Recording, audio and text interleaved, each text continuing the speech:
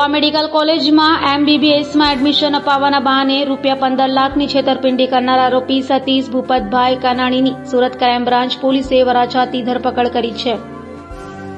Crime બ્રાન્ચની team પેટ્રોલિંગમાં હતી ત્યારે બાતમીના આધારે વરાછા વિસ્તારમાંથી ગોવા મેડિકલ કોલેજમાં MBBSમાં એડમિશન અપાવવાના બહાને 15 લાખ પડાવનાર સતીશ કાનાણીને ઝડપી પાડ્યો હતો. આરોપી સતીશ વિરુદ્ધ રાજસ્થાનના જયપુર માનસરોવર પોલીસ સ્ટેશનમાં પણ લાખોની છેતરપિંડીનો ગુનો દાખલ કરવામાં આવ્યો છે, જેથી આરોપી છેલ્લા 5 વર્ષથી નાસ્તો ફરતો હતો.